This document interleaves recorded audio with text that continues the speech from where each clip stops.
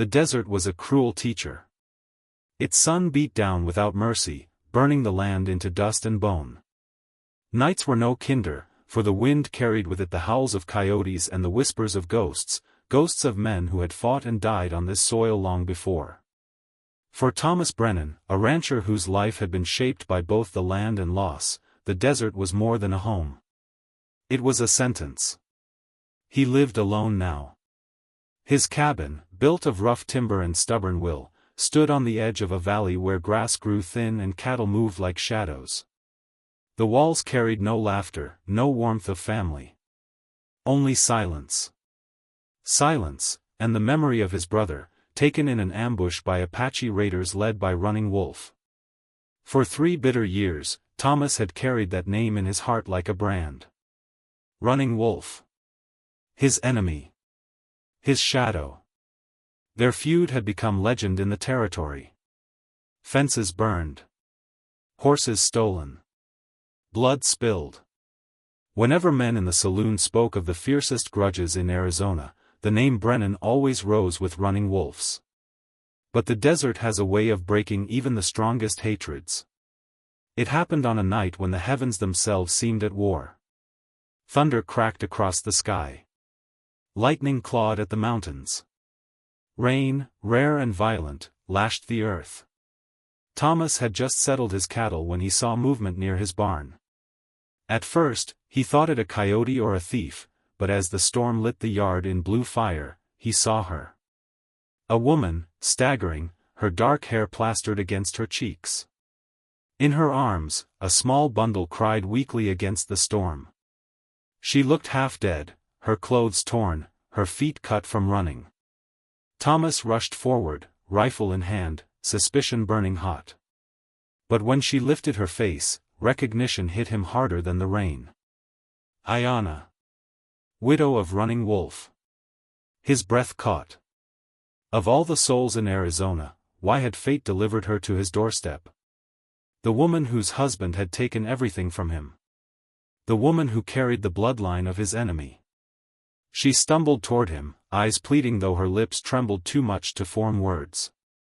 The child in her arms wailed. Thomas's heart wavered. He could turn her away. He could send her into the storm to meet her fate.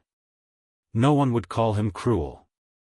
But something deeper stirred in him, something he hadn't felt in years. My war was with him, he said, his voice steady despite the storm. Not with you. Stay tonight. That night, the storm battered the cabin as Thomas lit a fire. He brought her inside, set dry blankets near the hearth, and offered what little food he had. She said little, only whispered her child's name, Dakota. The boy, no more than 6 months old, clutched her with tiny fists even as he whimpered. Thomas kept his distance, sitting in the chair opposite the fire. His eyes studied her, torn between suspicion and something he could not name. She was beautiful, yes, but it was not beauty that struck him. It was her quiet dignity, her strength even in exhaustion. She had every reason to hate him. He had every reason to hate her. Yet here they were, 2 enemies bound by the fury of a storm. Days turned into weeks. What was meant to be one night stretched longer, for Ayanna had nowhere else to go. Her village had been scattered after Running Wolf's death, her people driven into the mountains. The child was too weak to travel. Against his better judgment, Thomas let her stay. At first, they spoke little. The silence between them was thick, heavy with unspoken wounds. But necessity has a way of breaking walls. She cooked meals from what little the land gave them. She mended his shirts with patient hands. He fetched water, chopped wood, and left portions of food for her child. Slowly, almost unwillingly, they began to share words.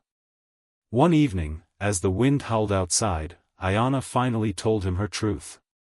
Running Wolf had not been the monster white settlers painted him to be. Yes, he had raided. Yes, he had fought. But it was never without reason. Settlers had pushed them from hunting grounds, stolen horses, killed without mercy. Running Wolf's War had been born from survival. Thomas felt his world shift. For years he had believed he fought a savage beast. But now, staring at Ayana's grief-lined face, he realized he had been fighting another man just as bound by duty as himself. The rage inside him faltered. For the first time, he saw Ayana not as the widow of his enemy, but as a woman scarred by the same cruel land that scarred him. But the desert is never kind to peace. Word spread quickly through the territory. The rancher Brennan, once a fighter of Apaches, now kept one under his roof. Men muttered in the saloon, spitting into their cups and calling him bewitched by savage blood. The town's women crossed the street rather than greet him. Even neighbors who once nodded in respect now turned their backs. The Apache, too, murmured among themselves. Whispers carried that Ayana had been taken, forced to live as his servant. It came to a breaking point when a band of Apache warriors rode to his land. Their eyes burned with suspicion. Their leader demanded her return. "She stays if she chooses," Thomas said, his rifle steady in his hands. "This is her home now." Ayana's voice trembled but did not break. She stepped forward, clutching Dakota to her chest. "I stay." That moment changed everything. Not pity. Not obligation. Choice. Life grew harder. The town's whispers turned to open hostility. Supplies became scarce. Men warned Thomas that he'd lose everything if he kept her. Yet in the quiet of the cabin, something tender bloomed.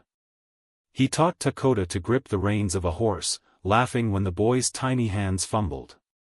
Ayana sang soft lullabies by firelight, her voice carrying ancient stories of the stars and rivers. Together they worked the land, side by side in silence that no longer felt heavy but comforting. One evening, when the sun set the desert ablaze with gold, Thomas reached for her hand.